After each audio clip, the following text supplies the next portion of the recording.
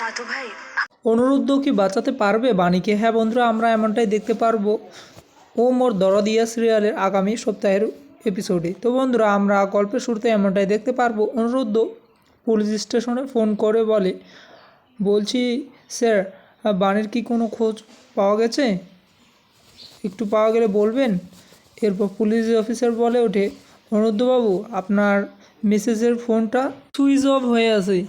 এরপর অনুরুদ্ধ চলে আসে অটো স্টেশনে এবং এসে ওখানকার একজন ভদ্রলোককে জিজ্ঞেস করে বলে, আপনি কি কোনো একজন মহিলাকে দেখেছেন? তখন ভদ্রলোক বলে, হ্যাঁ, আমি একটু আগে তো এই অটো করে একজন বেরিয়ে গেল ভদ্রমহিলা, আমি দেখেছি।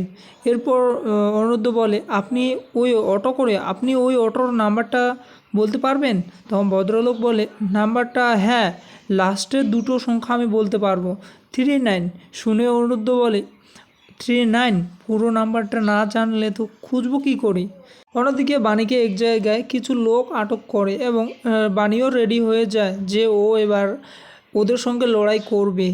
একজন পেছন থেকে বাণীর গায়ে ছুরি মারবে, তখনই বাণী ওই লোকটাকে এমনভাবে মারতে থাকে যে বাণীকে কিছু তো করতে পারলো না, বরঞ্চ নিজে বাণীর হাতে গণপিটুনি খেলো।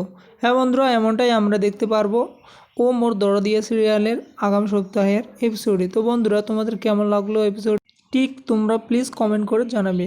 নতুন নতুন এপিসোড দেখার জন্য চ্যানেলটি সাবস্ক্রাইব করে রাখবে বন্ধুরা। আর পুরো ভিডিওটি দেখে প্লিজ একটা লাইক করে দেবে আর খুব সুন্দর সুন্দর কমেন্ট করে যাবে।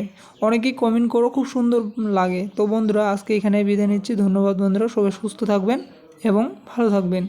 টাটা।